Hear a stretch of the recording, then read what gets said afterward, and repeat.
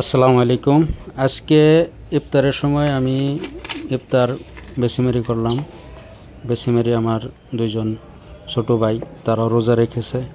তো তারা আমাকে বলল এখানে করেন, আমি মসজিদে যাইতে চাইছিলাম।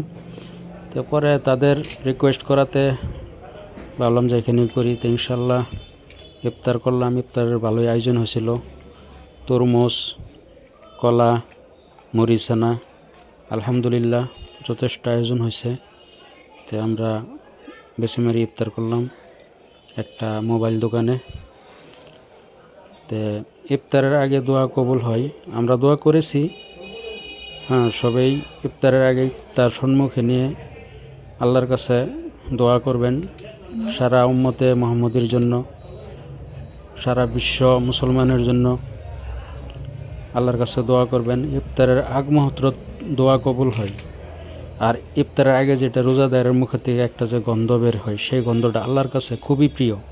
যে মেশকো আম্বরের থেকেও প্রিয় রোজাদারের মুখের যেটা ইফতারের আগে যে দুর্গন্ধটা বের হয় সেটা। তাহলে আল্লাহ যদি আমাদেরকে এত ভালোবাসে, আল্লাহ যদি আমাদের মুখের দুর্গন্ধটাকেও পছন্দ করে, তাহলে ভাই আমরা রোজা রেখে রোজার ভিতরে আমাদের ইফতারের জোগাড়ে যেটাই হোক আলহামদুলিল্লাহ। যদি এক গ্লাস পানি হয়, দুইটা খেজুর হয়, তথাপিও আলহামদুলিল্লাহ। আলহামদুলিল্লাহ বলে আমরা ইফতার করব। আর আমরা অন্যজনকে ইফতার করাবো। বেশি বেশি করে আমরা মানুষকে ইফতারের দাওয়াত দিব। আর যথেষ্ট মানুষ একসাথে আমরা ইফতার করব, আল্লাহর কাছে দোয়া করব, বেশি বেশি করে আমরা ইবাদত করব, কোরআনে পাকের তেলাওয়াত করব। তো এইভাবে ভাই রমজান মাসটা কাটাতে হবে। রমজান মাস সবেরই নসিব হয় না। যাওয়া রমজানে অনেক মানুষ ছিল, এই রমজানে নাই। তাদের জন্য দোয়া করি আল্লাহ যেন তাদেরকে জান্নাতুল ফিরদাউসের ভিতরে আলা মাকাম দান করে। আর একদিন আমরাও দুনিয়া থাকবো না, আমাদেরও চলে যাইতে হবে। তো আমরা আল্লাহর কাছে দোয়া করি যে আল্লাহ যতদিন দুনিয়াত আমাদেরকে জীবিত রাখো, ততদিন আমাদেরকে ঈমান ও আমলের সাথে রেখো। আর যেদিন আমাদেরকে দুনিয়া থেকে উঠায় নিবে আল্লাহ, তখন আমাদেরকে তওবা করার সুযোগ দিও।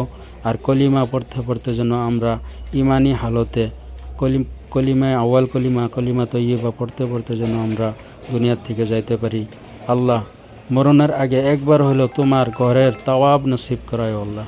ইয়া আল্লাহ রাব্বুল আলামিন, ইয়া আকরামুল আকরামিন, আমাদেরকে হযরত পাক সাল্লাল্লাহু আলাইহি সাল্লামের বারগায় যায় যে আমরা সালাম দিতে পারি, আসসালাতু আসসালামু আলাইকা ইয়া রাসূলুল্লাহ, আসসালাতু আসসালামু আলাইকা ইয়া হাবিবাল্লাহ। এটা পুরা উম্মতের মনের চাওয়া, এটা সবেরই চাওয়া যে প্রত্যেকটা মুসলমানে কামনা করে যে আমি জিন্দিগিতে একবার হইলেও আমি কাবার তওয়াফ করি, একবার হইলেও আমি আল্লাহর নবী